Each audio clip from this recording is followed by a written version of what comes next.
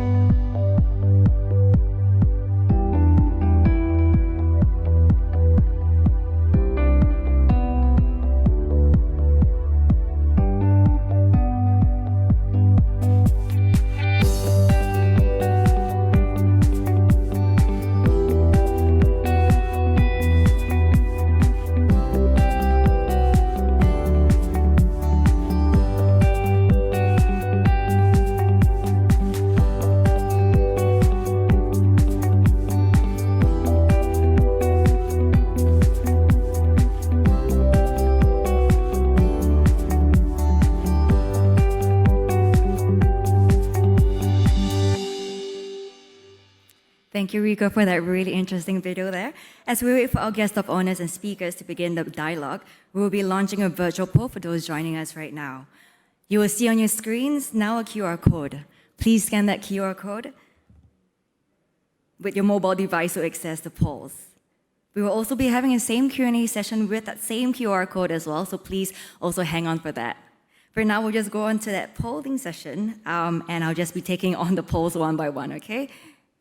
So the first poll that we have right here is, I am working from home. We have three options there: all of the time, some of the time, and no, I am back in the office. I'll be giving you guys some time to enter in your answers. And we have the results here. I think it's still coming in, but about 50% of you have got all of the time, about 45% some of the time, and no, I am back in the office, 7%. We'll go on to the second question.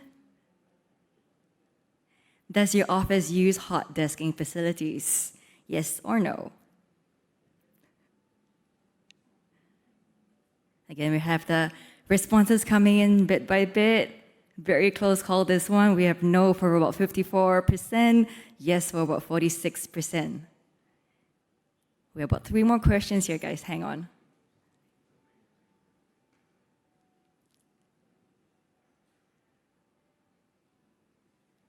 Next question. All right, third question. Does your office space have a no aircon after 3 p.m. or equivalent policy? Yes or no? Some of this will take some time to think. Let me think. Okay. All right, answers coming in. It's quite a long shot, this one. No for 79%, 80%. Yes for about 20%. We have 2 more questions, so we're going on to the 4th question. The aircon temperature in my office is 1, too cold. 2, just right for me, but others say it is cold. Last one, everyone in office seems happy with the aircon temperature. I think I know my answer for this one. All right, once you're ready, you can press send. Okay, too cold, 48%. Second one, everyone in office seems happy with the aircon temperature. That's about 40%. Just right for me, but others say it's cold, 13%. That's pretty interesting. I always think that buildings in Singapore is a little bit too cold sometimes. And then we'll go on to the last question.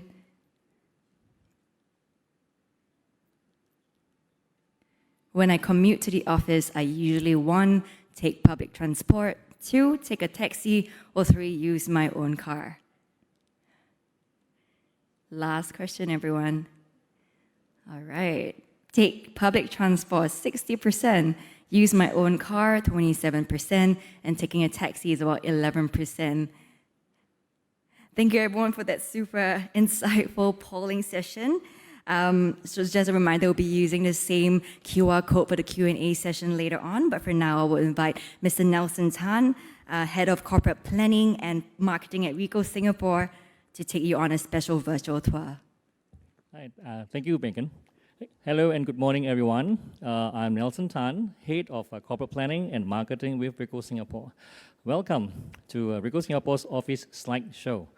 Let me share with you on Ricoh Singapore's transformational journey towards an agile workforce and agile workplace experience, like what you've just seen a while ago in a short video. Okay. Building a digital workplace is more than simply adding a few devices and connecting them to the network.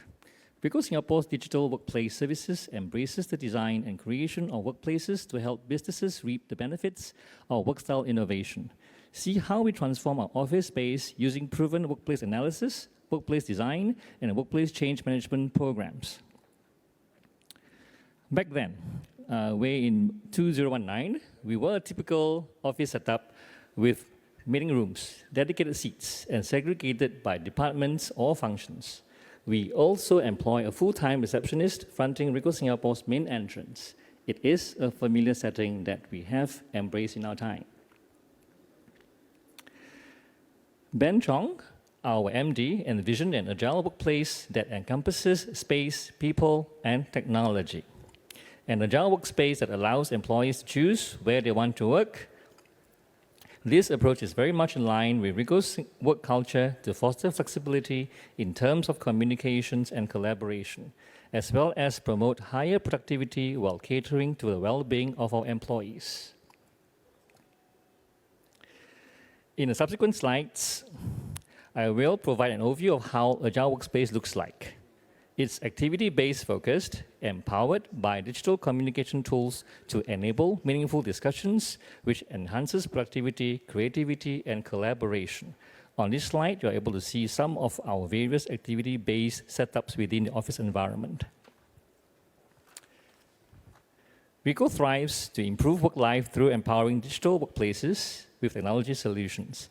The 2 key elements aimed at optimizing space using and boosting productivity. Activity-based working concept, a suite of smart office solutions with an ecosystem of data-driven hardware and software for creating an agile digital workspace within the ABW scheme. Our smart office begins at the entrance where visitors can sign in digitally via a visitor management system at the front concierge. No more receptionist. Our colleague has been upskilled and redeployed to perform HR duties, meaningful work which is aligned to the current trend of the digitally enabled workforce. With space planning, we were able to merge our regional experience center into Ricoh Singapore's environment over here. This helped Ricoh save 40% of our combined space. This is where you can witness a high-value premium application from Ricoh's transformative technology. It can also be converted into a private enclosed production environment for sensitive projects evaluations by simply drawing the glass panel doors and blinds. Next, this is our Ricoh Hall, a multi-purpose hall. Okay? It's more than just a space or hall. It is truly a multifunctional space, as you can see today, later. It is configured to host today's hybrid event. The Ricoh Hall, equipped with Wi-Fi, both for guests and for Ricoh internal use, and large interactive whiteboards offer employees and guests a conducive place for informal meetups or ad hoc brainstorming sessions that can take place any time of the day. Here are more examples of the various configurations that we can host in our Ricoh Hall environment.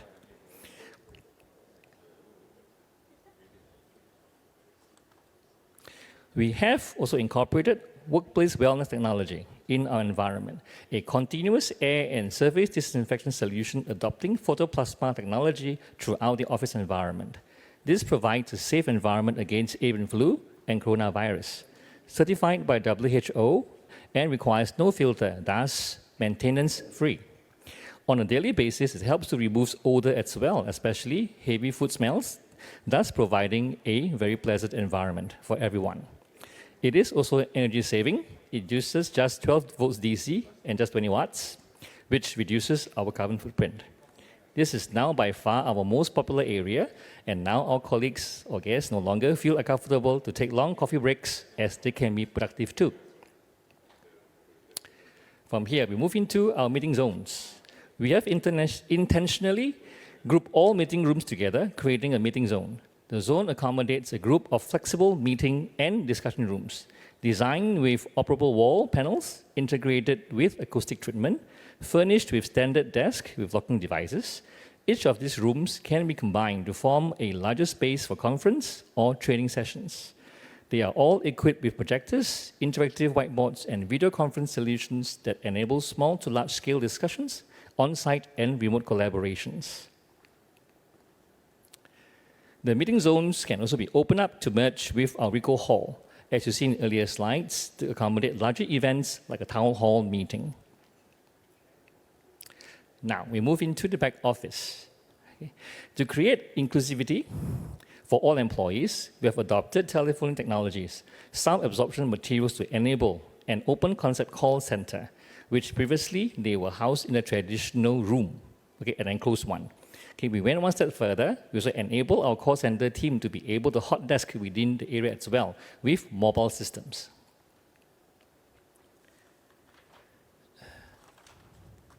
To provide for an agile workforce within an agile workspace, it is necessary for Office to reconsider the integration and people, technology, and space, the office workspace, and support agile workers and hybrid work style. Ricoh Digital Workplace services based on our 4 main pillars: smart and safe workplaces, remote worker solution, process automation, cloud and infrastructure. Okay. Here are more examples of Ricoh Singapore's ABW setups within our office space. While renovating or through our transformation exercise in Ricoh Singapore's office, we have recycled parts of the furniture to reduce our consumption and carbon footprint.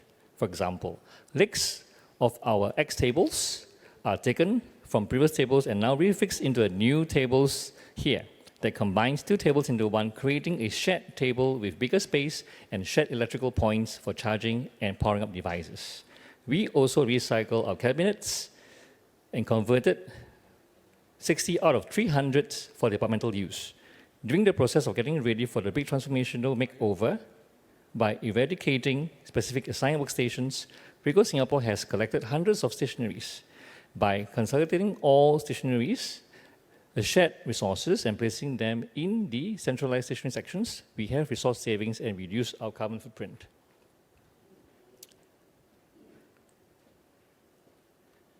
There are 2 key ingredients to Ricoh Singapore's successful office and workstyle transformation. Number 1, leadership by example. Our MD and head of department, Ben Chong, has led us by eradicating his very own personal room. Hence, we don't have dedicated rooms instead. We have created several 2 to 3 seats glass room instead. These double up as meeting rooms when it's not in use, a clear demonstration of adopting agile work style. Change management is another key area. In the entire Ricoh Singapore transformation journey, we have formed a change management task force to conduct employee surveys, focus groups, product tests, design selections. Why is this even necessary? This is because for change to happen, we must ensure our employees are on board with us on this paradigm shift towards a new workplace and a workflow. The biggest change for employees is the removal of personal pedestals. To do that, our employees have the task to digitize their documents, as Ricoh Singapore office is in the process of getting ready for the big transformational makeover. Okay? Deadline was set, and all staff underwent training on how to take the first step of breaking free from paper. We must be one to see the real change, and we have proven our resilience and successful transformation from this pandemic, whereby we are no longer constrained by the physical workplace with manual work processes. Now, we no longer will be a person's job be defined by where he works, it will be defined by how they work. Power up your business by improving cost and process efficiency, optimizing resources and space allocations, delighting your employees, and strengthening your competitiveness by adopting a digital transformation strategy with Ricoh today. Come and experience Ricoh Singapore office today, and let us take you on a live tour of Ricoh Singapore's integrated digital workplace office. Email us at corporate@ricoh.sg to schedule your tour today. Thank you, Nelson, for that very insightful tour of the Ricoh office. We'll now take questions for Adrian Lim, Head of Managing Director's Office at Ricoh Singapore. You can still either send questions through the QR code or in person to the Slido as well. All right, I'm going to just take the first question for Adrian. Morning there. All right, with the new normal of hybrid working, what are some solutions within Ricoh's portfolio that have grown in demand? Well, when you talk about hybrid, it would mean that some employees will be coming in, some employees will not. So you probably need to manage that a little bit better. That would mean having visitor management systems or knowing which employees are logged in. You might also want to know which desks are used and which desks aren't used, so you have these systems to understand if the desks are booked or not, so we call that the booking system. You also need to know whether the meeting rooms are booked, so you have all those systems in place. We also bring in the interactive whiteboard, so that's what you see around here. These things help facilitate your Zoom meetings and team meetings, because when you think about 10 years ago, you would have this expensive, elaborate setups, speakers, video cameras, and everything. This is an all-in-one that helps solve everything at a much lower cost. So these are the things that Ricoh is doing to help. That's great. And I'm also, if you guys are not, seeing what I'm seeing, it's a really, really nice office setup they have here as well. Second question. Okay, with more awareness on carbon footprint of working from home, what is Ricoh doing to address these out of this new way of work that may stay for the long run? Okay, so we did this office before COVID happened. Now, COVID, we call it an accelerator. We didn't expect hybrid working to be as it is today. We were thinking maybe it'll appear in a few years' time, but COVID accelerated it all. And so you see we have redesigned the office. There used to be one desk for every person. We have now made more seats, but it's more work as you like. You can sit anywhere, get inspiration. The views are no longer reserved for senior management. The views are for everybody. So you come in the office, feel inspired, do better at work. That's how we realized that this would result in better productivity. So this is how we prepared before, and COVID happened, and we said, okay, our trending was right. It's just that we didn't expect COVID. So that's a game changer, and we're still adapting to it right now. Yeah, no, that's awesome. And again, the view here is really, really good. And I think your employees are quite liking this new arrangement as well. Yeah, definitely.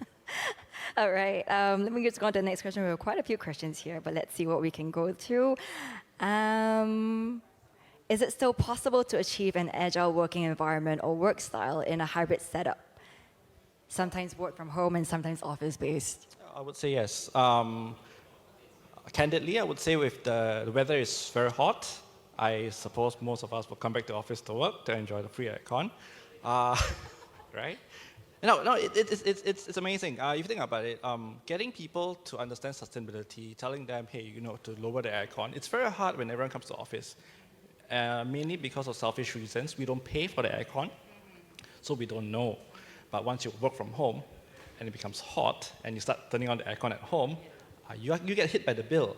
And yes, if you turn off the aircon, you kind of save, you do the carbon footprint reduction, but you also suffer, right? So you come back.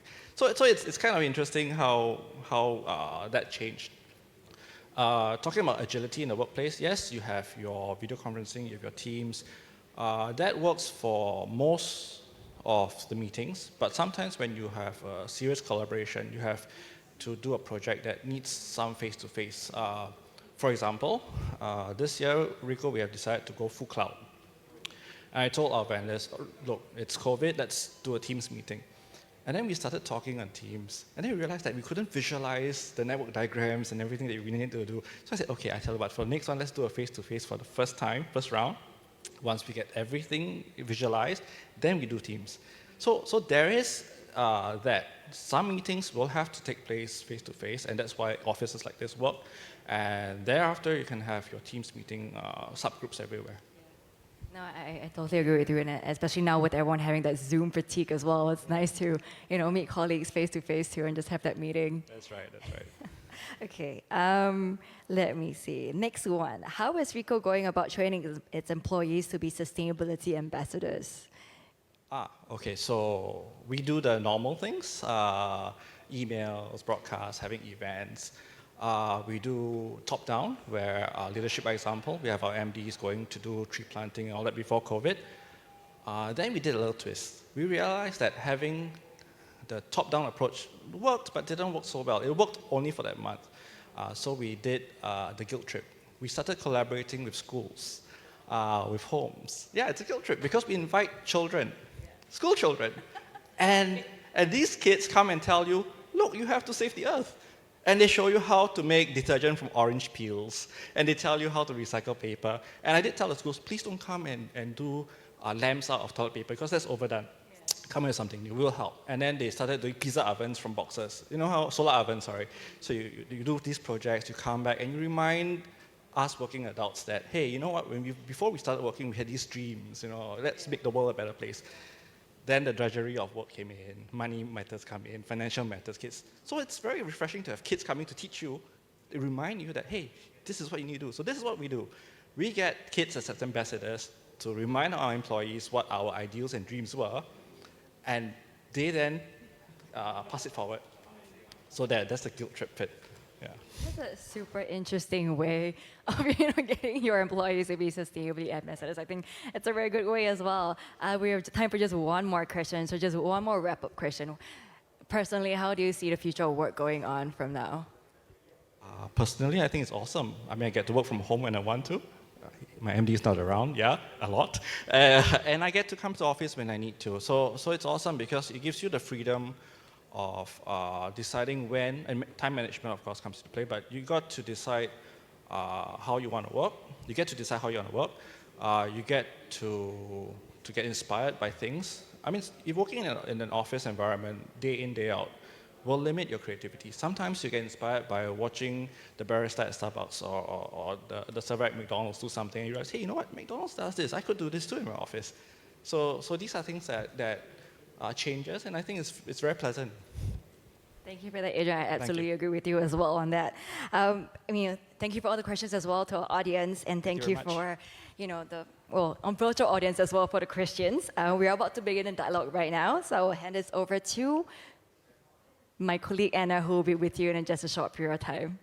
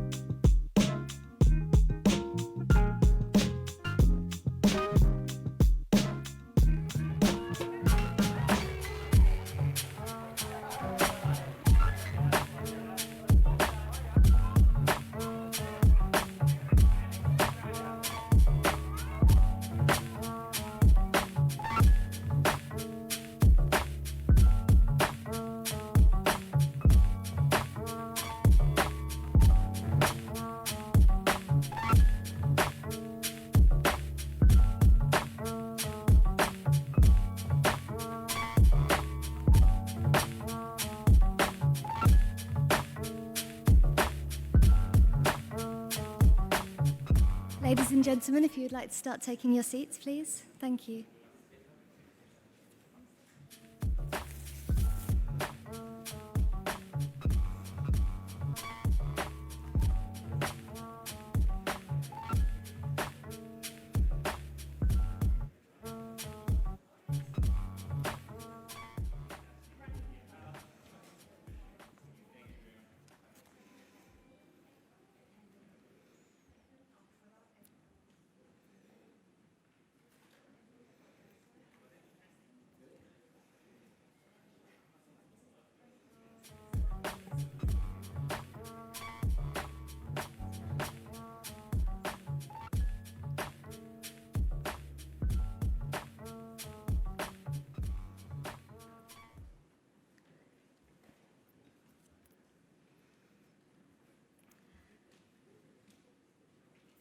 Ms. Grace Fu, Ministry for Sustainability and the Environment.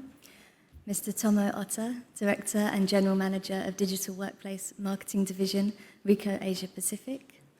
Mr. Ben Chong, Managing Director of Ricoh Singapore. Distinguished speakers, our esteemed guests, both in person and online. A very good morning to all of you, and welcome to the 2021 Eco Action Day Forum, The Future of Work, co-organised by Ricoh and Ecobusiness. My name is Anna Moore, and I will be your host and MC for today's highly anticipated event. Ecobusiness and Ricoh have been running Eco Action Day together for many years now. It is usually held as part of one of Singapore's longest-running environmental initiatives, Eco Action Day, which celebrates action for the environment on the 5th of June every year. Due to the pandemic, however, we've had to postpone this event until today. So thank you all for coming. We're delighted to be able to finally convene our community together. This forum is an annual meeting for leading minds from across government, business, and civic society to discuss pertinent issues related to sustainability. Over the years, we have seen how this issue has moved from the fringes into the mainstream. The climate risks we face are urgent, and Singapore, as a low-lying tropical island, is highly vulnerable to rising sea levels and extreme weather patterns. Already, in our neighbouring countries in Southeast Asia, we are witnessing coastlines being ravaged by extreme climate events, leaving people and industry devastated. On top of this, for the first time in a century, we have experienced a global pandemic. We had to host this event entirely virtually last year, and we are very glad that we're able to host this hybrid event this year in person and online with you today. Even in the organising of this annual event, we were continually reminded of the influence COVID-19 has had on our daily lives, our institutions, and our businesses. Our workplaces and mindsets has been altered, perhaps indefinitely, and sustainability issues are in sharp focus, and for good reason. This year, the Eco Action Day Forum convenes leading thinkers from government and industry to consider how we adapt our ways of working to achieve the United Nations Sustainable Development Goal number 8, decent work and economic growth. Any conversation on economic growth must also take into account the stark reality. Many of you have seen headlines this month that the IPCC published its latest report on climate change. The report's findings were alarming. The human-induced activity is undeniably the cause of serious atmospheric warming and climate effects. For the climate crisis, it is clear that all of us are both the cause and the solution. The SDGs, in their most basic form, are a roadmap for defining the world we want to live in, a world where people, planet, and profit can thrive. In the same way, the Singapore Green Plan has outlined many of the ways that SDGs can be achieved in Singapore, from cleaner energy to efficient resource management and a greener economy. But we all know policy must be accompanied by best practice and collective implementation if we are to achieve this. We hope that today's dialogue will prompt this discussion on how we can achieve a greener economy, a resilient future, and a more sustainable workplace. With our focus on the future of work, it is my pleasure to introduce you to our next speaker, Mr. Tomo Ota, to the stage for his opening address. Mr. Ota-san, please join us on stage.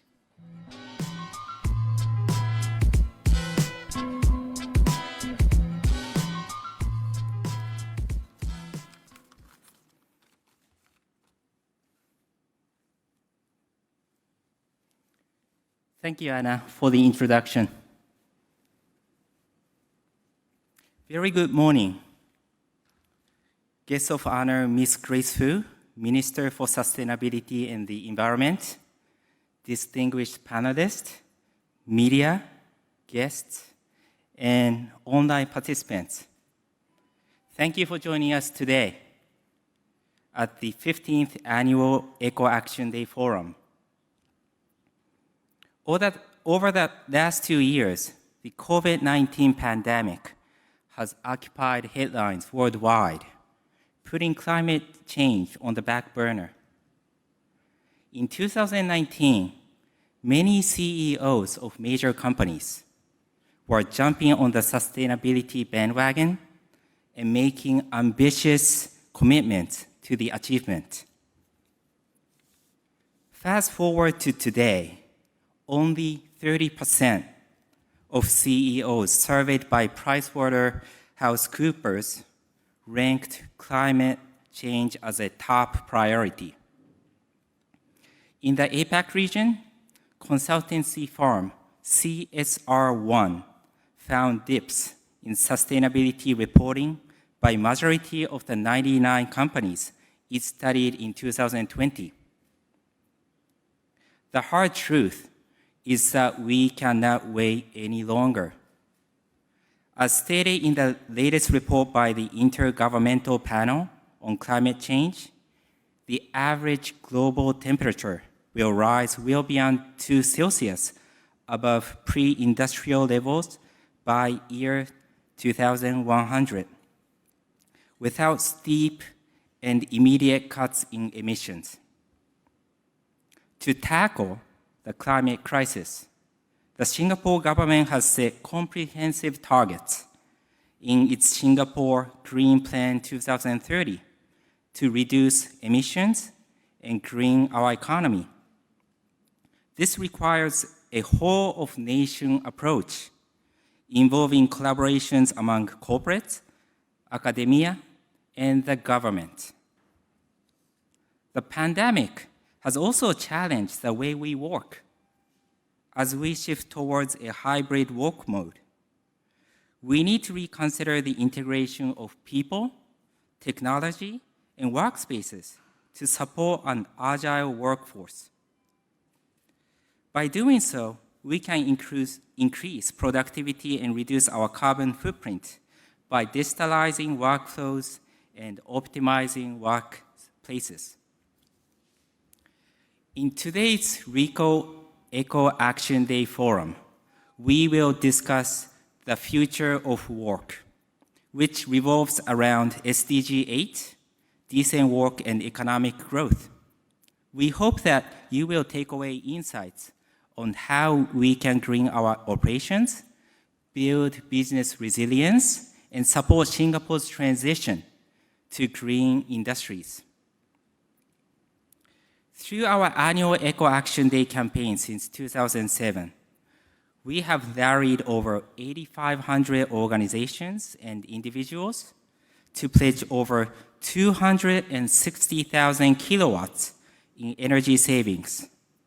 This year, together with social enterprise 7 Clean Seas, we have removed 217 kilograms of ocean plastic through the contribution of 144 organizations, including schools, and over 4,800 individuals. But that's not all.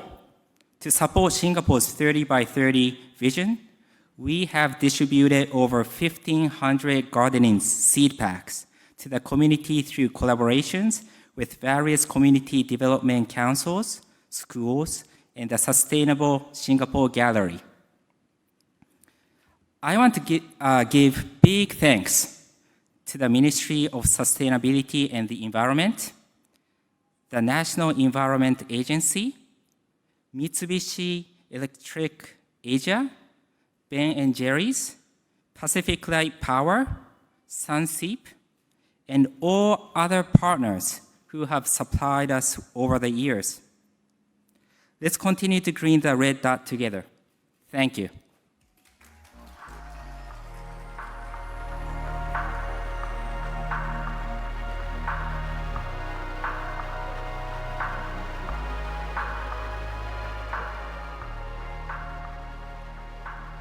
Thank you, Tomo-san, for formally opening Eco Action Day 2021 and for the insights that you shared with us.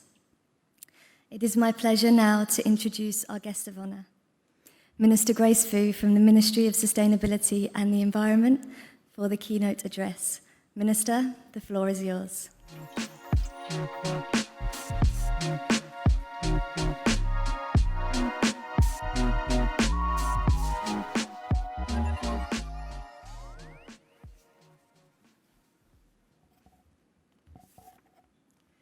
Distinguished guests, ladies and gentlemen, good morning to everyone who are here in the meeting.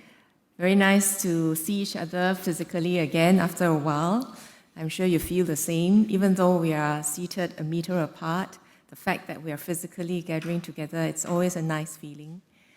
And also to all the others who are meeting us online. I think this is really symbolic of what we have gone through as a country, as a global community. This adjustments of online, offline, physical, virtual form of working and meeting has really been a sort of constant procedure changes that we are dealing with. And ultimately, I think we are all social animals. And then in the end, I think human beings would like to be socially engaged, just as we are happy to see each other, even though in a limited way. And without going too much into our topic of discussion later on, but I'm just going to say that you can see that in the meeting areas and also in the office layout that we have just toured, there's always this consideration about how would people meet and socialize and discuss face-to-face, whether it's on work issues or whether it's on other team building or introduction, orientation purposes. So I think this will always be a tension between ability to work independently, a way for resilience, for public health, and this need to get together again. So I think this tension will be with us for a while, and I think it will spark off discussion for many months or many years to come as to what would be the right optimal balance of future workplaces. It has been more than 1.5 years since the COVID-19 pandemic hit us. Many of us are now used to working from home and conducting virtual meetings with the use of teleconferencing tools. Today's hybrid event is a result of our adaptation to the new normal. Although countries around the world are progressively opening up their borders, it is certainly not business as usual. We have seen how the pandemic has impacted supply chains and livelihoods, disrupting businesses and societies. Climate change will also have a massive impact. Against the backdrop of these two drivers shaping the world, it is essential that we pursue a green recovery that will allow us to build a resilient nation into the future. This year, the government launched the Singapore Green Plan 2030, a whole-of-nation movement to advance Singapore's national agenda on sustainable development. The Green Plan charts ambitious and concrete sectoral targets over the next 10 years, which will influence all aspects of our lives. How does this affect the future of work? And let me outline 3 examples. First, under the green economy pillar of the Green Plan, we will harness sustainability as a competitive advantage and new engine of growth to create green jobs and transform our industries. To thrive in a low-carbon future, companies will have to embed sustainability in their business operations, from being more efficient in the use of finite resources to promoting sustainability as a corporate culture. The public sector will lead by example in driving sustainability. Under the GreenGov.sg initiative, we will introduce ambitious targets, including for carbon, energy, water, and waste. This will apply to the whole spectrum of public sector operations, from government offices and schools to key infrastructure such as water plants and healthcare facilities. Government agencies will use environment-friendly building products, as well as the most efficient water fittings and electrical appliances. Companies' sustainability-related policies and practices will also be factored in when we evaluate government tenders. We hope that these measures will catalyze the demand for greener buildings and products, as well as influence our service providers and suppliers to be more sustainable. Industries will evolve to tap into new areas of green growth, such as the circular economy, green finance, and R&D for sustainable solutions. Earlier this month, the National Environment Agency announced the establishment of its $3 billion multi-currency medium-term note, or MTN program, and its Green Bond Framework. Proceeds from the issuance of notes under the MTN program will be used to finance sustainable infrastructure development projects. This includes the Tuas Nexus Integrated Waste Management Facility, Singapore's first integrated facility to treat incinerable waste, source-segregated food waste, and dewatered sludge. Issuance of green bonds will help channel the flow of capital to develop sustainable infrastructure and the requisite technology. At the same time, the development of infrastructure such as Tuas Nexus will help to boost our recycling efforts and move Singapore towards a circular economy. Second, technology will transform the way we work. For example, a startup called Lumitics uses artificial intelligence to identify the quantity and category of food that is thrown away at F&B establishments. This helps businesses to track their food waste and plan their inventory more accurately. AI can also be used in the financial sector to analyze data for risk management and to inform decision-making. Technology can also help firms to become more climate resilient. Many of our local vegetable farms have tapped on the $63 million Agriculture Productivity Fund to adopt climate control technologies that mitigate adverse weather conditions, thereby raising their production capability. For example, through Internet of Things data analytics, farms are able to control environmental conditions such as light, as well as track temperature and the growth of crops. Finally, partnerships will continue to play an important role in future. To tackle challenges like climate change, all of us, public, private, people sectors, must work together to pool resources and enable collective action. I commend Ricoh for running your 15th Eco Action Day campaign this year to spur ground-up support for the UN SDGs through pledges for climate action, as well as distribution of seeds to encourage Singaporeans to grow local. To empower the people, private and public sectors to take ownership of the environment, I'm happy to announce that we are launching the second grant call for the SG Eco Fund today. The $50 million SG Eco Fund was set up in 2020 to support ground-up projects that involve the community and advance environmental sustainability in Singapore. Earlier this year, a total of 37 projects were awarded $3.7 million in funding under the first grant call. For the second grant call, we are adding a new funding category. We call it Sprout, to spur more ground-up action. The Sprout category offers a simpler application process for projects seeking funding of up to $10,000. Instead of a written proposal, applicants will only need to submit a pitch deck and present their ideas to the evaluation committee if shortlisted. So just a simple pitch will do. The SG Eco Fund is open to individuals, businesses, and NGOs who wish to address a broad range of sustainability-related issues. These may include climate change mitigation, waste reduction, and nature and biodiversity conservation. I encourage everyone with innovative ideas, especially those with the potential for long-term impact, to apply for the Eco Fund. And let me conclude. Businesses have an increasingly important role to play in building a sustainable future for Singapore, be it rallying the ground to take action or creating value for society. I encourage all of you to collaborate with partners from the 3P sectors to co-create solutions, achieve synergies, and advance your sustainability agenda.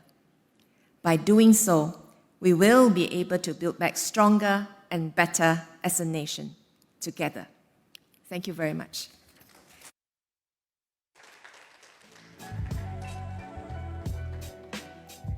Thank you, Minister, for taking the time to share with us your deep expertise and knowledge of the sustainability, technology and policy landscape.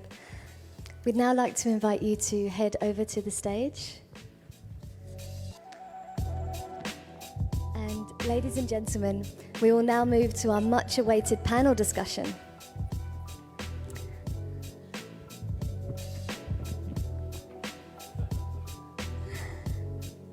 I am delighted to hand you over to our eco-business founder and managing director, Jessica Chum, and to invite our distinguished guest panelists to the stage. Jessica, over to you. Thank you very much. Thank you very much, Anna. And thank you very much, Minister, for sharing with us your perspectives on this important topic. It's my great pleasure now to introduce our distinguished speakers this morning. Joining Minister on stage are Mr. Ben Chong, Managing Director of Ricoh Singapore, Mr. Shi Sikun, Group Executive and Country Head, DBS Singapore, as well as Mr. Vikram Rao, Head of Enterprise ASEAN for Amazon Web Services. Thank you all, our guests in person and online, for joining us here this morning. I hope you will continue to engage in our conversation, whether it's on Facebook Live, on Zoom, or on Slido in person. We will be taking questions later on in this session, and feel free to share your comments in our chat boxes as well. Minister has set out some broad strokes of the issue that we are discussing here today, but allow me to set some further context. The COVID-19 pandemic has caused unprecedented disruption to the global economy and to our daily lives. And at the same time, as we've seen from the flash floods this week, which I myself was caught in Bukit Timah, my taxi actually had to U-turn because the buses and the cars stalled in front of us. And it really made the tangible climate change impacts very visible. I think that we've seen from the IPCC reports as well that climate change has been accelerating. It's been causing increased extreme weather events around the world. And as companies grapple with how best to respond to these complex challenges, questions are emerging on the future of work in this new normal. So some questions that we'd like to answer this morning include, how has the pandemic changed the way that we view successful business models? And with the United Nations calling for a green recovery, how can governments and companies build back better? With the Singapore Green Plan, how can wider Singapore society capitalize on opportunities in sustainability to upskill themselves, and to contribute to a resilient future. With this, I turn to Ben to kick off the discussion. Ben, over to you. Good mornings, and thank you, Grace, for visiting our office. Ricoh Singapore, as you have seen this office, have been transformed in 2019. All right, sorry. We are allowed to, yeah. All right. Prior to pandemics, we had transformed our workforce to agile, implemented change to be a hybrid, actually. What we call agile, you can work anywhere, any place. And when the pandemics hit, it actually propelled me to further arrange the hybrid work modes where work from home. The technology we have implemented have helped us to not only improve our productivities, but also the collaborations. But the first thing I'm looking at is how to put the first priority as a decent of work. And that is where we need to maintain the health as well as the balance of our employee who work from home as well. We have implemented automated processes and improve the workflow to reduce even more paper-based operation to digital platform that help me to improve the carbon emissions as well as reduce the commuting. It help to preserve the environment as well. And secondly is, I strongly support Singapore Green 18, which I'm very happy when Minister said that we had additional grants for all the communities. And this is something that we need to transition ourselves to green economies and together with our green initiative and sectors. Thirdly, this is Ricoh DNAs. Ricoh founder was just like list the principle. One of them is sustainability of society. Society is one that have consist of people, planet, and profit. This is how our DNA, and we like to approach to that angle to exercise that to be not only economy, but as well as the sustainability of the environments. Thank you. Thank you so much, Ben. I think we've seen how Ricoh has really pivoted and responded to this changing landscape, so thank you for your insights. Over to Sikun. I mean, decent work and economic growth is obviously, such a huge issue now, and DBS is one of the biggest employers in Singapore. How have you responded to this changing business landscape? Well, thank you. What we have done actually over the last 1 year, I would say, first and foremost, let me talk about the fact that sustainability has been always a very key agenda, right? In DBS, it's one of our key metrics, right? And we look at it from 3 pillars. Being a bank, right? Obviously, the first pillar for us is about responsible banking. So how do we go about in our banking business in a responsible way that promotes sustainability? So that's the first pillar. The second pillar is our responsible business practices. So we operate as a business as well. So that's the second pillar that we operate upon. And the third pillar is on creating social impact. So these have been the 3 pillars that have been guiding our sustainability agenda in DBS. With responsible banking, let me just give some examples. Of course, we are a full-fledged commercial bank that banks both the corporates, right from the SMEs to the multinationals and into financial institutions. We also bank, of course, the consumers, right, the retail customers all the way from kids right through to the wealthiest individuals in private banking. So with responsible banking, we then needed to craft our agenda along these lines. So in the whole corporate and institutional space, for example, responsible financing, right, or sustainable financing becomes one of the key things that we have gone about. So just as an example, in 2020 alone, we had actually supported $9.1 billion worth of sustainable financing alone. And we have also led $9.7 billion worth of sustainable related bonds. So this is one way we go about our responsible banking pillar. for the corporates. For the individuals, just to give some examples, apart from the things which I think many people have been doing for many years, trying to drive digital, going not paperless. I recognize I'm in Ricoh. But in many respects, we have gone very much paperless, right, in driving the whole digital behavior amongst our customers, how they interact with us, how we interact with them. But beyond that, we have also been dialing up this whole concept of sustainable investments. So we have many of our wealthy customers, and we have been educating as well as actually putting on our wealth platforms means by which our customers are able to contribute in their investments in this area. So please do note that as of May this year, 2021, year on year, our AUM in the sustainable space by our customers have grown 260%. So I'm quite encouraged by actually how the entire community, our customer base, is coming together, working with us.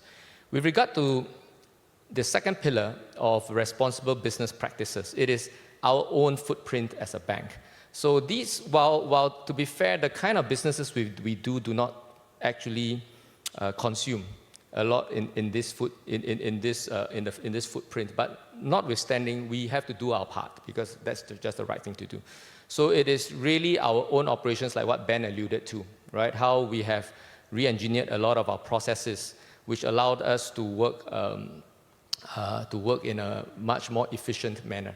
And this actually helped us a lot during the pandemic last year. So the transformation we've done over the years have allowed us to not skip a beat last year when we all suddenly had to work from home. So at one stage, within a week, I had to send people home. And being an essential service, I needed to still operate, but I did it with only 15% of people in the offices. And this was something we could do because the technology we've employed allowed our staff to work remotely. And then along the way, we introduced more and more tools and methodologies in order to drive collaboration over and above just getting the job done. And then the third part of it on creating social impact. Right? This is really a lot done through the DBS Foundation, where we support social entrepreneurs, both from skill-based volunteering amongst our staff, because of course we are a financial service, so our staff have the skills to help to coach many of these social entrepreneurs to help them become more successful, particularly in the financial services area where we have expertise. Over and above that, of course, the funding. So we have disbursed over $9 million to support these social enterprises. And of course, we also help by consuming their products and services where we can in our own events. So these are the three pillars by which we think about this whole concept of sustainability. And the pandemic has allowed us to actually drive a lot more adoption amongst this.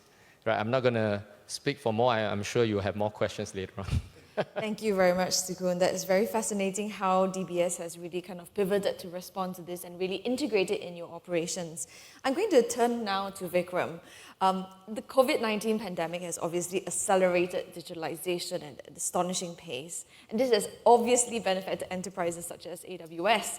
So how have you had to change your business models? And besides, I guess, your business growing phenomenally, how are you thinking around sustainability in the pandemic?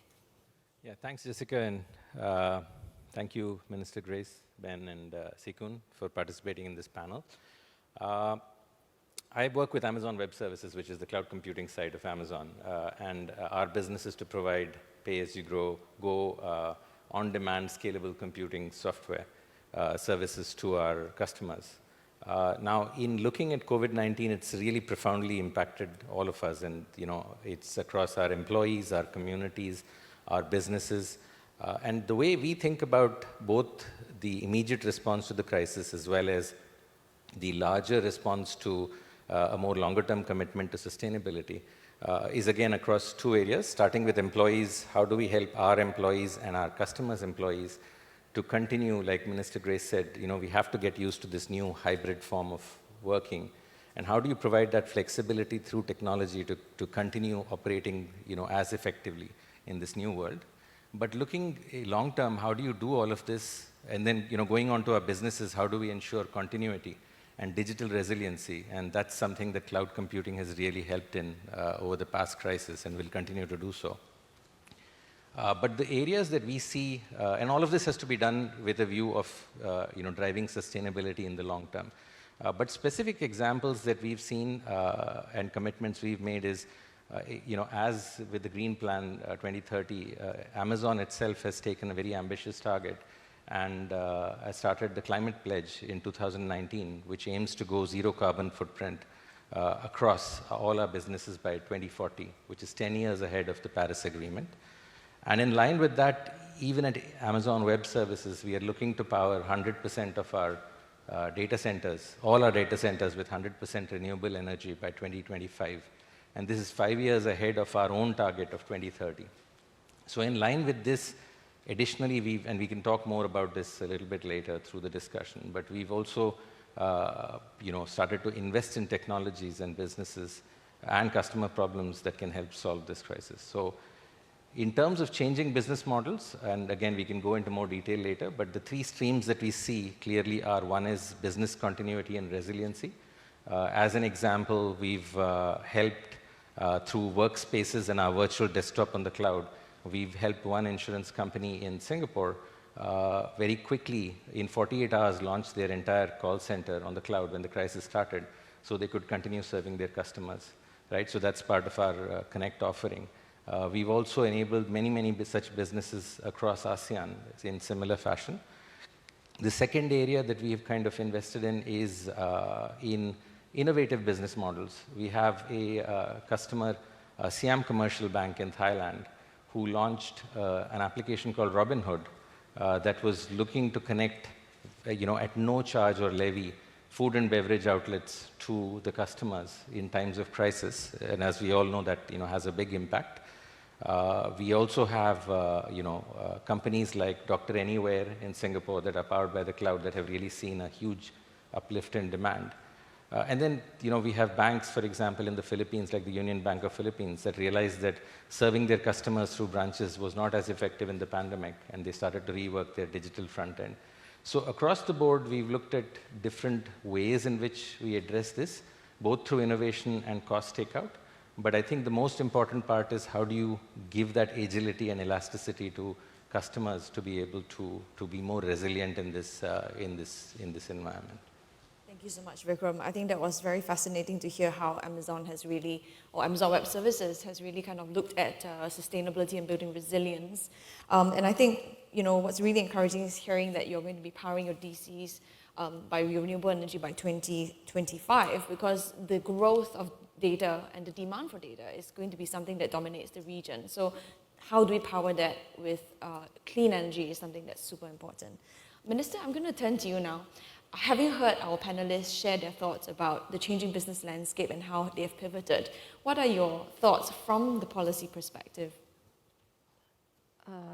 Thank you very much. I'd like to thank my fellow panelists for giving very insightful contributions. Indeed, I think that as we hear from our panelists, different sectors, but I think there are some common themes that seems to be threading through the work in Singapore. I will just maybe like to perhaps give my own take by giving some sort of summary of what I've heard. I think COVID has impacted us in our form of work that we know. We have seen a lot more move towards very flexible work, whether it's flexible place, flexible time, or doing work at different time. I think Ben was saying that he doesn't care whether his workers are clocking the hours as long as the work's done. All right, that has really changed from the conventional way of reporting from 9 to 5 or 9 to 6. But at the same time, there is a tension. I think we also heard about how do we give our employees, though they may be working from home, they are away, they're working at all sort of hours of the day, how do you look after their well-being? Because work and life line is getting very blurred. And I think we increasingly hear issues about mental well-being and ability to cope in this change. Similarly, even as we work towards, say, a greater kind of gig economy, shared assets economy, there is going to be a tension for greater security and also, employee welfare, such as medical care. Who's going to pay for my medical if I'm not well? Who's going to pay for my retirement and so on? So I think these will be the kind of tensions that we will see going forward. We also will see tensions in work culture. I've just noticed how flat this new renovation has made the work culture be. Ben used to own an office. I'm sure many of his divisional directors or managers have their own offices, but no longer. It's very democratized workplace now. Whoever you are, whatever position that you have in the organization, you find your own desk when you come back for hot desking. So that is really changing, I think, from a very hierarchical kind of structure to one that's a lot more networked. And I think that says a lot, because even though I think approval process may still be hierarchical, that the non-tangible part of work is still hierarchical. You follow certain approval processes. But I think the physical part of it, your interaction amongst managers, subordinates, and superiors, so to speak, really would send a signal, and it changes the relationship amongst employees. And I think that's something that the company will actually have to think about, how to organize yourself given a networked scenario. The third part really is about the infrastructure of work. I mean, we've seen the office, how the office has been revolutionized, because you actually do not want everybody to back in the office at the same time because of COVID, right? You want to have team A, team B, you want to have resilience, you want to have redundancy. So actually, how do we build for better connectedness? At the same time, as I mentioned earlier on, people want to feel part of a team. You want to feel connected.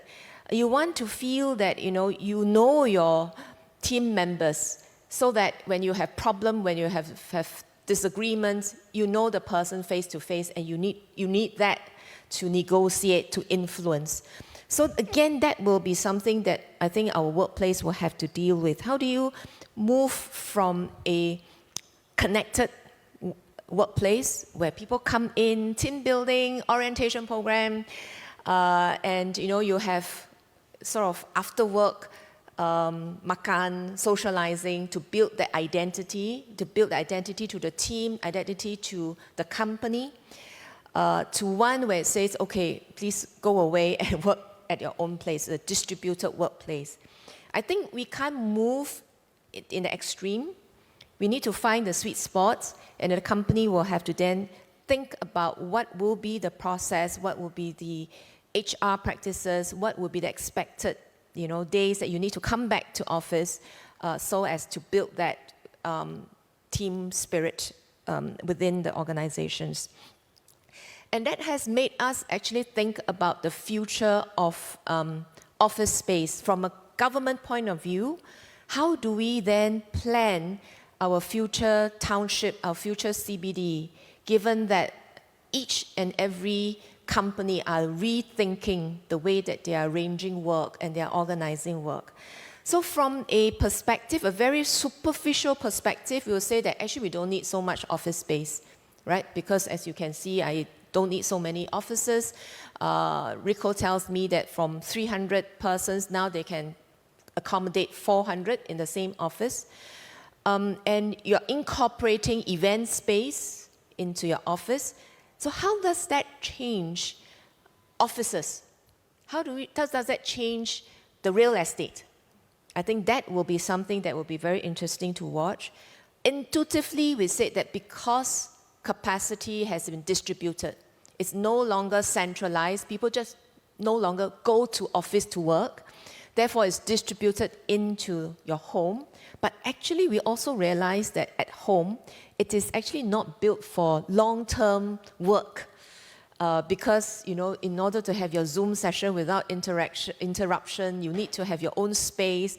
And if you have double income all competing for space, for privacy, you need to do something to the home, right? So that's where I think is an interesting discussion and thought going on. And superficially, we think that, okay, if Ricoh has this 30% increase in capacity, does it mean that as a whole, as a country, we now can reduce the office space for the same level of work? I think the verdict is not out quite yet, because after 18 months or so, companies are feeling this need to be connected again. After being distributed for so long, there's a need to be connected. But how do we connect? How do we organize it? How do we put services around businesses? I think that will influence our real estate sector. From an MSE point of view, I was kind of happy because COVID sort of reduced our footprint. We don't travel that much to work anymore. We stay at home. And other than the kind of plastic disposable for tapao, otherwise I think our footprint has really lowered. It's forced by circumstances, right? Because we no longer print out papers. We all have to go paperless. We all have to go into the cloud. And therefore, I think office expenses has really drastically reduced. But we can only reap the CO2 benefit if our offices remake themselves. So you have gone on to a hot desking. I think that's very encouraging. So unless the company does something like that, otherwise, if you still keep your own desk, you keep your own offices, you keep the same capacity, you switch on the aircon for 100% of your capacity when only 50% of your workforce come back, that's not CO2 safe as far as environment is concerned. So how do we achieve greater flexibility in turning on the capacity, flexibly arranging itself with the kind of work structure that offices, that companies are doing? I think that will be a great potential, an opportunity, also a challenge. If we are not thinking about this and making moves, we will be just having excess capacity everywhere. Companies turning on the aircon all the time, all the lights all the time.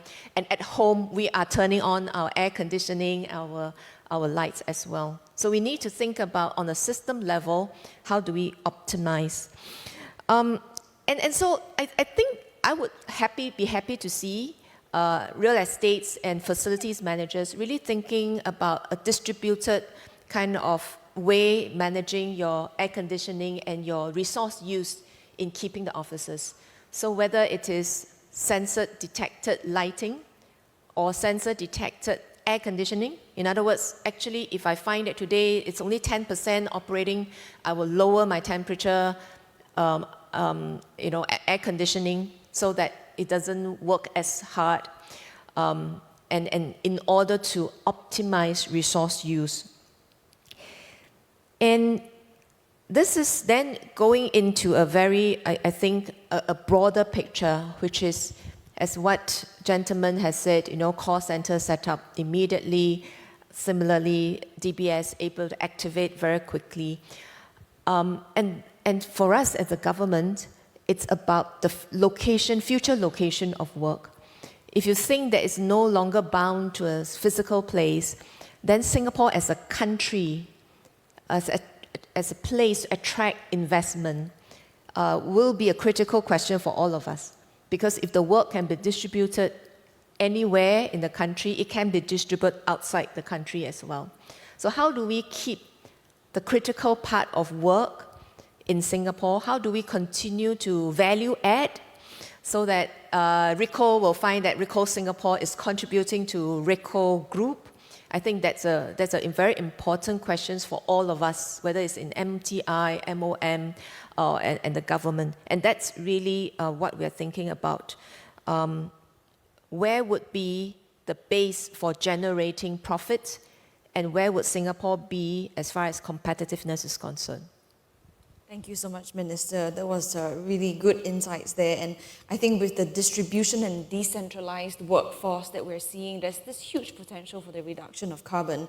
And the one thing that I really took away as well is the social aspect of sustainability and decent work and economic growth. Yes, Ben, go ahead. Yes. I think Minister is correct. The definition of workplace have totally changed for the last few years. Workplace is no more this constrained locations. To me, workplace is where you can complete a job, concentrate, finish a duty, and add value to the society and reduce the carbon footprints.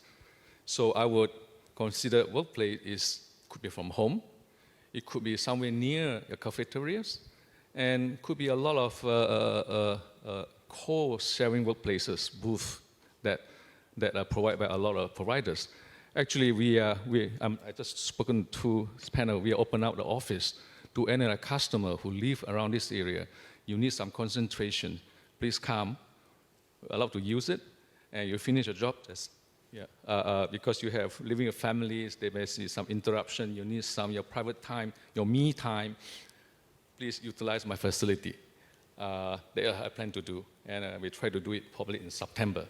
Different hierarchy so that collaborations, interaction is very important for creativity of works and reduce of the time you need to spend on work because the decision making became so fast. Yeah, thank you. Absolutely, thank you, Ben. I'd like to encourage our audience to submit your questions via Slido and also in the chat boxes that you have joined us online on Zoom or Facebook Live as we present our questions to the audience. Sukun, you wanted to add? Yeah, can I just add, just building on what the Minister said, actually in DBS, when we had to kind of reduce our workforce to 15% of the people in the office at one stage, we actually then started a lot of research into what the future of work will look like. And of course, at that time, we might remember that, when we read publications on the newspapers, there have been companies that say, this is the end of office space, etc., etc. Actually, we never quite believed that, right? Because we do believe that there will be at some point a hybrid somewhere, right? Because we are by nature social, and actually not all kind of work can be done alone. We need interaction and collaboration. So after the research, we came to grips with actually a 60-40 configuration. That 60% of the time they'll be in the office, 40% of the time they can be remote elsewhere. And the reason for that is driven not just by the nature of the work that requires collaboration and so on, but we also look at it from the culture of the company. So if we find that if people do not spend at least up to about 60%, over time, in the long run, the entire identity and culture of the company might be lost. So because of that, this was actually taken up at the most senior level. So at the EXCO, when we discussed it, we finally said, okay, this is our baseline. Our future will be 60-40. And then, of course, each of the units is then tasked to go and work out what 60-40 might mean for them that works for them, because different units are different. So whether you want to say week 1, week 2, 2 days, 3 days, next week is 3 days, 2 days, up to you, all right? Or 2 weeks, every fortnight, up to you. But we need to bring people back. We put in some policies as well that certain criteria applies that for the first X number of months, it's 100% in the office. So for example, if they're new to the department, that's when they need to get to know more people, and we make sure that there are others around seniors so they can interact. So there's a whole series of criteria we have now published in order to try and, I would say, get the best of both worlds, to allow concentration time, efficiency, while at the same time not lose the culture while promoting collaboration. And this we have done through external research as well as a lot of feedback that we solicited from our own colleagues as well. And different people will have different views, but that's where we landed, and there was a whole change management program that we have put in place. Now, obviously, we are still not totally there yet because we're still in the current pandemic arrangement of a Team A, Team B. But even as we do our Team A, Team B, we are starting to use this as we bring people back for Team A, Team B, to apply this concept. Thank you very much, Sukun. I think this 60-40 number is very interesting. And also, Minister and yourself mentioned humans are social creatures, and related back to the employee well-being, we need to have that feeling of sense of community, especially in a time when we are thinking about the pandemic, we're thinking about the climate crisis, and there's a lot of anxiety. Sorry, can I just add one more part, right? Which is the fact that, back to the mental wellness, just remember that Mr. mentioned that. So we were also very conscious that in this new way of working, we had to, in a way, coach people how to work, the new etiquette of working, right? When you're remote, how do you behave? How should managers behave? Make sure there's interaction and all that. And then we conduct things like virtual lunches, virtual town halls. And interestingly, sometimes it's funny, right? That actually virtual town halls, my attendance was much better. Okay, that's great. Great to hear.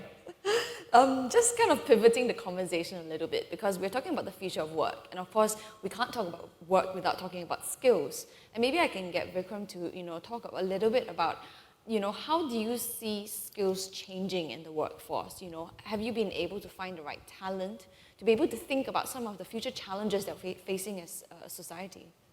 Yeah, I think definitely when you look at our business and we look at technology, I think in terms of moving infrastructure to cloud, it makes a lot of sense in terms of reducing your carbon emissions as a business. Now, one of the fundamental things we believe that can accelerate adoption of cloud, given the obvious benefits around the business case, is the fact that what is the skill availability. So we, in Singapore specifically, there's a report from Alpha Vita which says that by 2025, we would need about 1.2 million digital workers, which is about 55% more than what it is today. And of the people who today are in the digital workers, 51% of them who are not applying cloud skills believe that by 2025 they need to do so.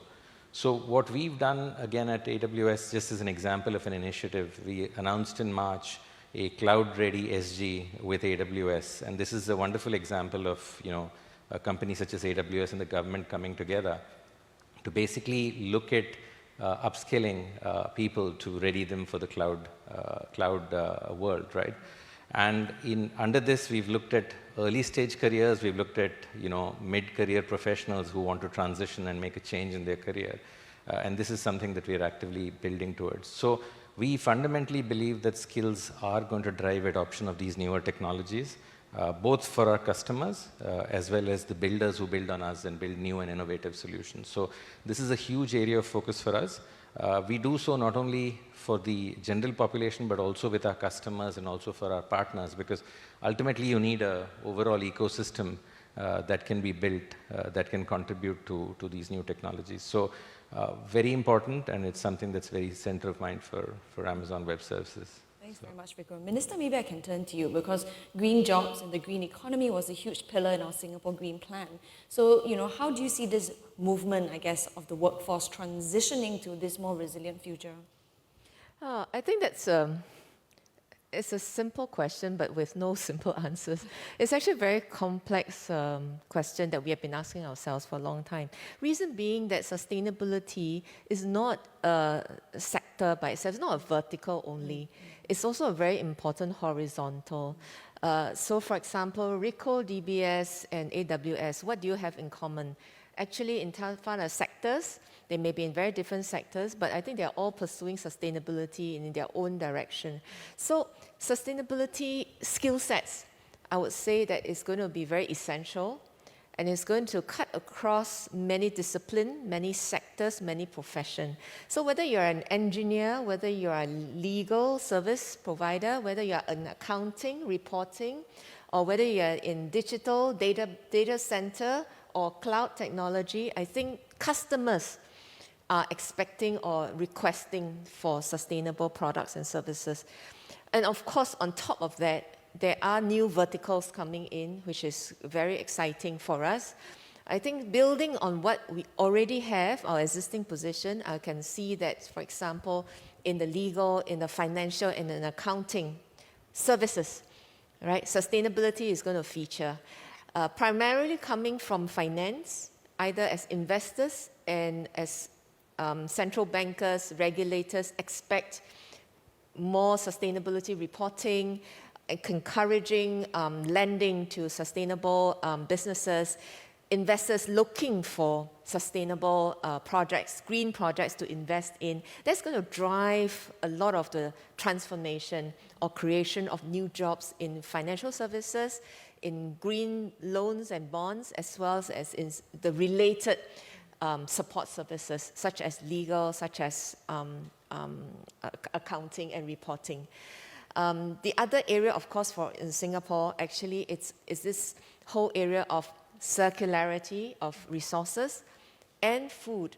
So for circularity, I think like Ricoh, they're thinking about, how do you repurpose and refurbish your used equipment and to, put it out for reuse again as a green machine.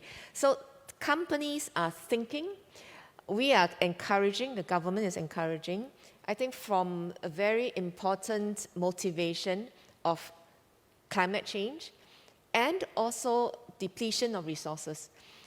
Because at the rate that we are consuming, at the rate that we are acquiring, new gadgets every, 12, 18 months, depending on your age group. Maybe for me, 3 years, but my son is every 12 months. You will find that, we are actually depleting resources in a very great extent. So how do we make better use of material sciences?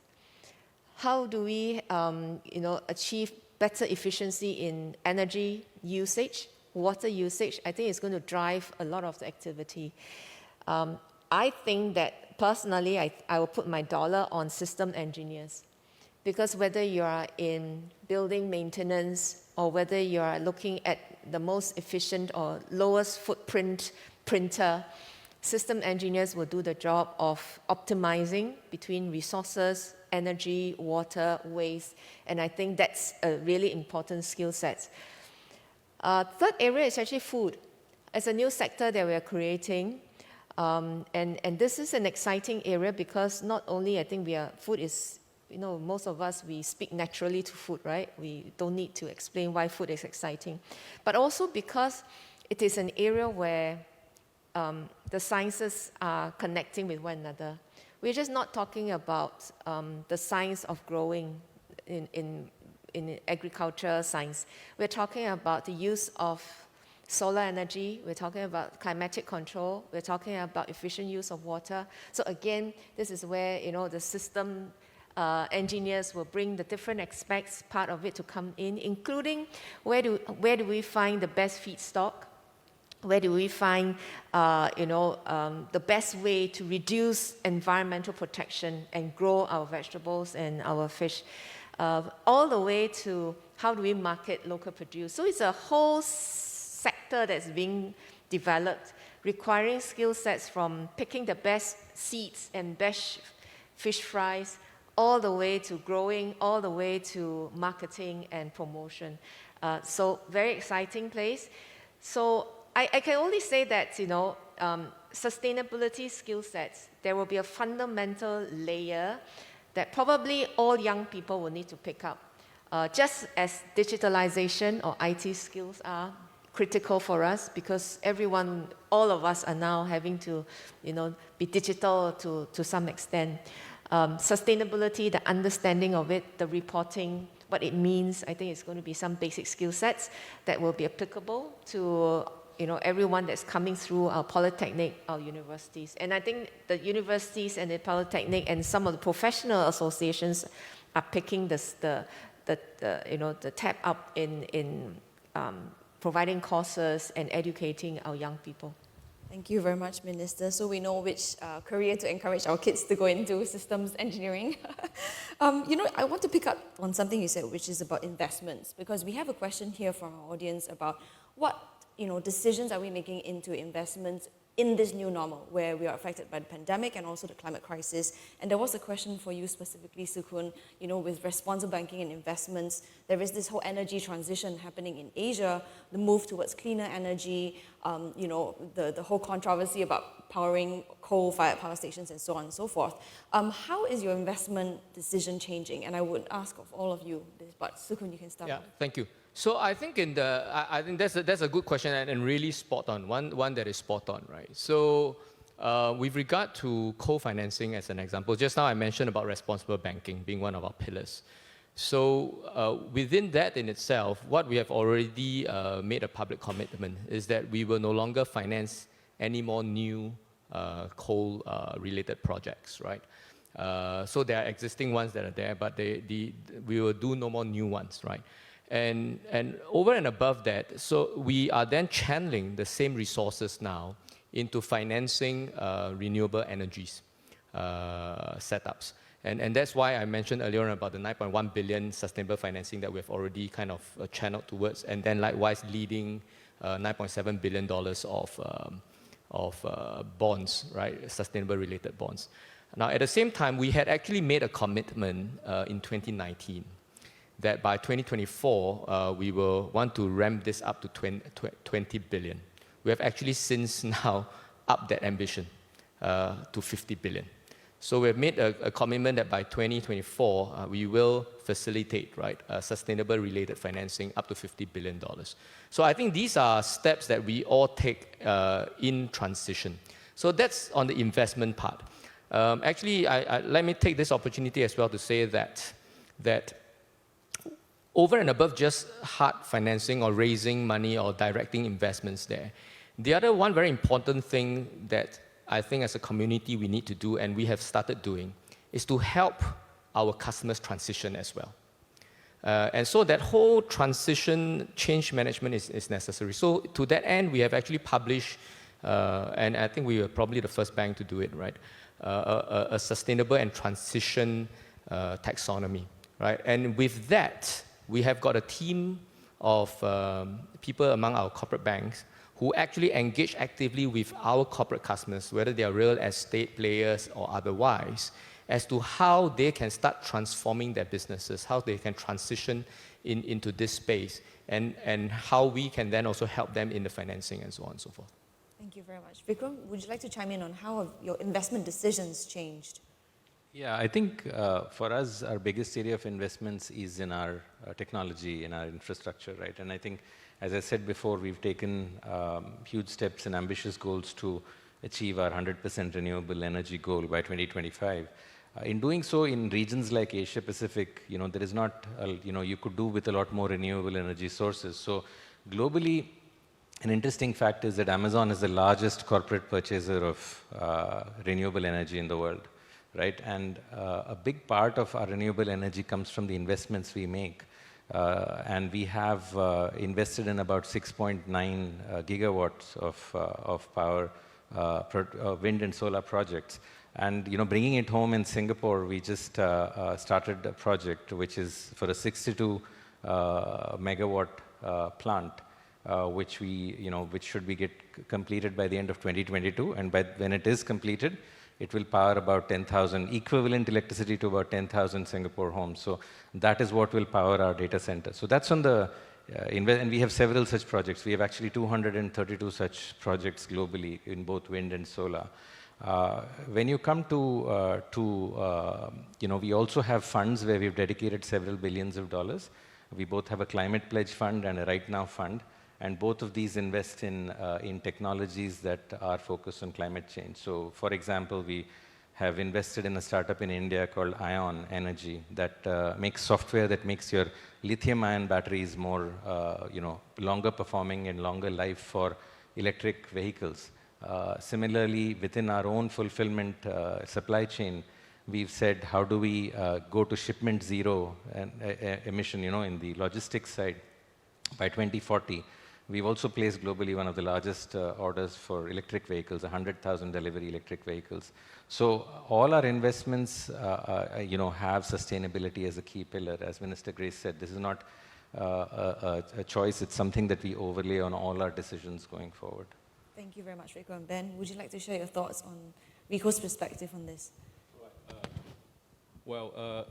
Because of this pandemics, and we are receiving more, our clients come and ask us, hey, Ricoh, how can you help me to optimize the office space and to be more efficient and to reduce carbon footprints? The first thing I would say, let me show you what we have done. And because seeing is actually believing. Let's like you walk through today, oh, this is how you do it, using the sunlight, how to minimize the office paperless electricity, for example. So a lot of customers are coming here now investing in how to transform, which is a good sign that related to the sustainability of society. And secondly, there are increase of customer requests on the green machine. I'm very pleased with that. So when they come say, hey, do you have something that I can reuse? In the past, that was not the case. So I think the governments, as well the private and sectors, did a very good job to educate the customer. In the past, green machine equal to, no, it's too old, but it's not now. And thirdly is how to invest in my people using your technology you have. Can you teach me and train my people? So that was the three elements I seen that will increase into investment. And I think Singapore have a lot of talents able to do that. And Minister a bit worried about the job over. I think if you can do that training to even overseas, there is another income source to show how we actually transform and export those expertise to neighborhood country, for example. Thank you so much, ma'am. Minister, would you like to respond to these thoughts? Investment in sustainability? In the future, I mean, like how in the does future? this... Yeah. So the answer to that question actually lies with the Green Plan. The Green Plan actually is not a carbon action plan. It's actually a sustainable development plan. So if you look at the Green Plan, Ota-san earlier on has given the 5 pillars and all that on the slides. I don't know whether you have that. Actually, one of the pillar in there is actually about resilient future. So in there will be, issues about how do we develop resilience to climatic change in water, energy, and food. So food, by deciding that, okay, because if you look at climate change, we're going to have a lot more erratic weather conditions, very, very serious rain in some places, very serious drought in other places. And once you have significant weather events like that, you will find that place probably losing a cycle of crops, right? So Hubei, Hunan, which has a whole year of rain falling in a day, a couple of weeks back, and it is a wheat basket for China, you will find shortage, or rather shortfall or decline in agriculture output. So that's going to be the problem of climatic change. It's not just warming, it's not just flood, it's food as well. So in order for us to build up some resilience, just as we have built up resilience on water, as those of you in Singapore would know, water story, very critical to security of the country. We have actually built up sufficient capacity that we say, okay, I'm not too worried now. If I really see there's going to be a serious water drought, we have the capacity, capability, and technology in Singapore to increase our water supply because of desalination, because of new water. Food, we need to do something like that. But if you look at it from a carbon footprint point of view, it doesn't make sense. Because whatever that I buy, food, beef, dairy, eggs from overseas, I don't count it towards my carbon footprint in Singapore. But once I start growing, I start to use electricity, I use that pump to pump the water, I start using carbon. I start creating carbon here in Singapore.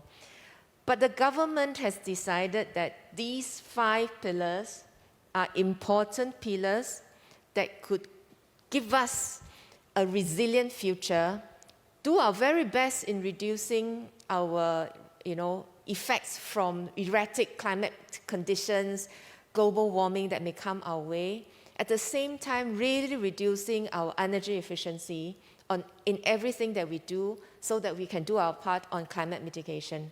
So even for water, whether it's desalination or new water, or even just cleaning our drinking water from reservoir, we are going to go net zero. So for example, PUB has installed one of the largest solar panel on reservoir so that this solar panel, this renewable energy can be used to power our local waterworks, which is just from reservoir to drinking water. So we're going to do that, and you will find that the green plan involving multiple ministries. So it's not just an MSE plan, it's an MTI plan, it's an MOT plan, it's an MND plan, it's an MOE plan, and all the other ministries have to come in because of greengov.sg. This is one guiding principle that will apply to all publicly funded infrastructure. And we want climate change to be incorporated in our decision, whether it is to invest in infrastructure that comply with sustainability requirements, such as Tuas Nexus, right? That's something that I mentioned in my speech, that this is really infrastructure for treating waste from municipal waste, the litter that we generate, waste from our food, and also waste from our wastewater. So it's a municipal service. It's a very, it can't be more brick and mortar, right? Because we have been treating waste for the longest time. But how do we reduce the energy and carbon footprint while we're doing that? And that's the kind of example that will, be example of how we'll be operating the greengov.sg in major decisions, in economic decisions as well. Carbon is going to be featured in the decision-making framework. In the same way, when we looked at economic structure of Singapore, we always look at, what is the investment, what's the jobs for local that will be generated from this investment, what's the land take, is it going to be very, take up a lot of land? Now it's also going to be what is the carbon footprint, right? Whether it is something that it is worthwhile for us.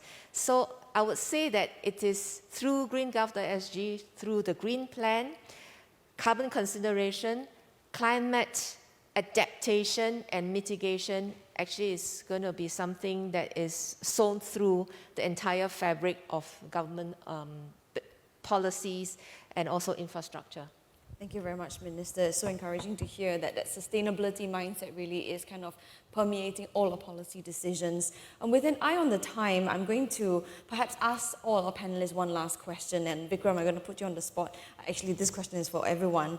What do you think is the one most effective action that can help accelerate SDG 8, decent work and economic growth, that supports both resilience and climate ambition? Yeah, I think in the Sustainable Development Goal number 8, which is around growth and creating jobs, like I said before, I think the one thing we are doing here is to help reskill workforce to be more future resilient, more digital resilient, and in that sense, through cloud contributing to a better footprint and more sustainability. The one interesting thing that we wanted to say is Amazon has a unique corporate culture, which some of you might know, and it's underpinned by our 14 leadership principles. We recently just added 2 more principles, and they are, in addition to our founding mission of being the Earth's most customer-centric company, we now, with this 15th leadership principle, want to strive to be the Earth's best employer. And in that, we want to look at an inclusive workplace, a safe workplace, and constantly thinking about our people. But the 16th leadership principle we added is what we call scale and success brings broader responsibility, right? And as large companies, we must be aware of the impact of our decisions. As leaders, we must contribute more than we consume, always. We must leave the world a better place than the way we found it. So I think we should constantly be questioning our organizations, and the action we need to take as an individual or part of a larger organization is keep saying, how can I make this better, and how can I make every decision more sustainable, more inclusive, and for a better future? So that's my. Thank you very much, Vikram. Thanks. Over to you, Sukun. What is your one most effective action? Well, for me, I think it is alignment, right? It's alignment, and in a smaller sense within the organization, DBS, and then in a larger sense, I would say across the entire nation, across the entire ecosystem. Let me elaborate. I mean, in DBS, we already looked at it within the banking sector, and we realized that actually banking of the finance sector will be disrupted. So rather than wait for disruption to come, we actually have a 3-5-year plan. So as we speak, we have identified actually 7,000 jobs, and I only have about 12,000 people here. 7,000 jobs that we know will be disrupted, which means to say if we do nothing about it, these 7,000 people in a couple of years' time will be redundant. So in light of that, we have therefore then very actively crafted, and this recognition is through looking at the landscape of new technologies that are coming, new ways of doing business, and so on and so forth, right? And what sustainability, technology, whatever. So I like what Minister said about it's not always a vertical. The key to this alignment, how do we join the dots in a horizontal fashion? And they can really cut across, it's not always easy. So we do that, and so we've crafted 400 programs and very proactively actually put all our people through, right, in a very structured and systematic way. And then we have redeployed some of them into certain roles. Some of them remain in their same roles but are doing the same jobs in a different way with new technologies. Alignment as well, because the Singapore government has a lot of different programs, WSG and so on and so forth, resources that we can tap into. And if we really look at it, a lot of these resources are not being tapped into. So the alignment of that willingness by corporations to work with their staff to take control of their own future. It's not just the corporation, it's the individual. So we educate our staff, you got to look after your own future. We will work with you. We will help tap into government resources. We'll bring courses to you and so on and so forth. And then really do it, right? Going beyond just lip service, actually doing it. So we have transformed, for example, tellers. As an example, tellers, because people are going more digital, less people are visiting branches. We have trained tellers in digital skills. Some of them have become our chatbot trainers, because chatbots need to be trained. We have got physical tellers that are now digital tellers behind our digital teller machine, which is a 24/7 thing. So these are just some real examples, right? Then whether it's AI, data skills, etc. Leveraging data, not just for your customers, but for your staff. Thank you very much, Sukun. There are the 2 A's there, from action to alignment. Ben, over to you. Well, I would urge the leader to really look into what is workplace to your staff and to your organizations. And we need to integrate technologies, space, wellness, and with this into the people. In the past, we tried to adapt to that, but I think we should do it the reverse way. How are we going to train the people up? From the technology point of view to upskill, and as well the workplace could be anywhere, and how you support them to work and more productively, and at the same time to be sustainable. And in the whole framework, and how you're going to look into the sustainabilities, reduce the carbon footprints by executing this integration of space, technology, wellness, and people. I think that is the first thing we should look at for future, how you plan your office to meet your requirement and to maintain sustainability. Thank you, Ben, for the integration mindset. Last but not least, Minister, you have the last words. Thank you, Jessica. I, being the last person and having heard, very insightful views from AWS about skill sets and really leaving behind, value for the society and not just doing business.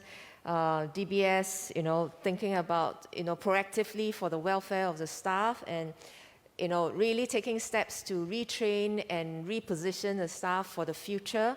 And also looking at how we should integrate staff welfare, physical workplace, and the way that we work that Ricoh has mentioned. Actually, I agree with all of that, and I think those are very, very good points, and I don't want to repeat them. I just want to add maybe from a sustainability point of view, from MSE point of view, I would like to make a suggestion that companies should start reporting on sustainability. I think once you do decide to report, you start to measure, you start to explain, and then you start to pay attention on it, I think a lot of changes will come.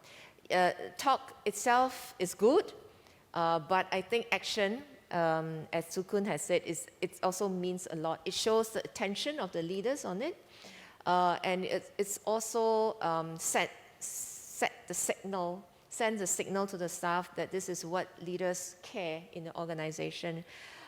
Personally, I've been reading through the sustainability report of many organizations in Singapore. They have been sending me links and sometimes hard copy, and I find it so amazing. Because once, it's a very thick report, I must say, much thicker than the usual financial report. But because it has so much information in there, right? And for example, one of the company actually has to explain why the greenhouse gas emission has increased significantly over last year. And it's because of a leak in their air conditioning system. So they have to keep topping up. And in the process, before they repair it, a fair amount has actually leaked. That's wonderful to me. Not that it's wonderful to have, the refrigerants leaking, but it's wonderful that they're aware and they're measuring the impact of these.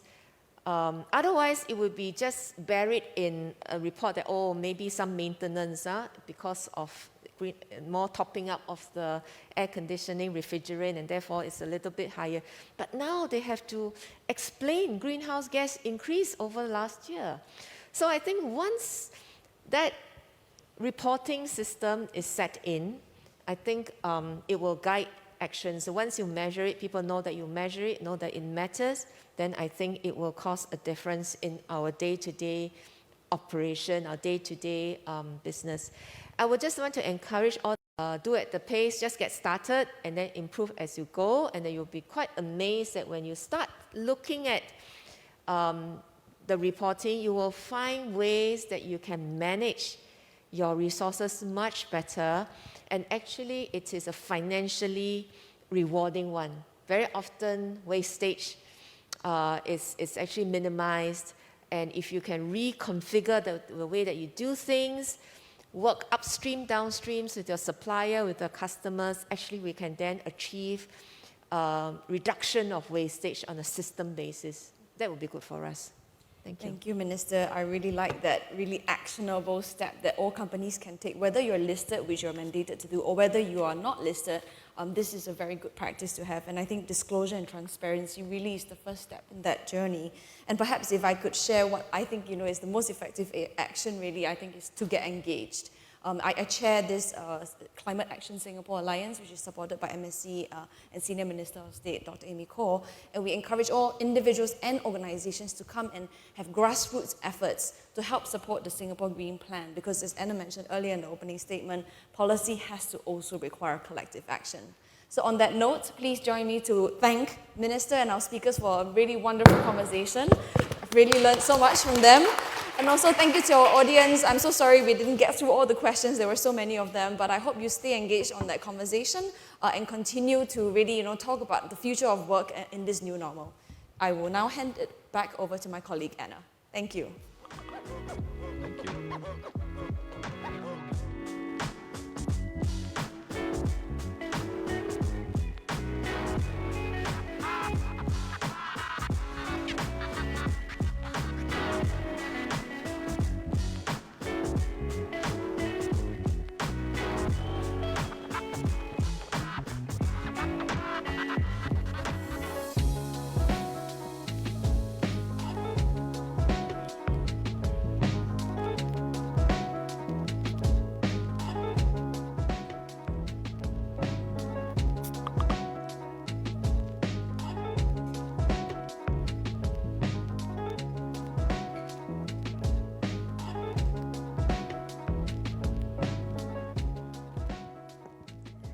Thank you, Jessica, for moderating such a fascinating and insightful panel discussion, and to Ricoh for hosting us today. Minister, Sekun, Ben and Vikram, thank you once again for giving us your time and expertise today. We appreciate the depth of knowledge and experience provided by each of you, as we have been lucky enough to listen firsthand to some of the actions that industry can take to dramatically change the way we work.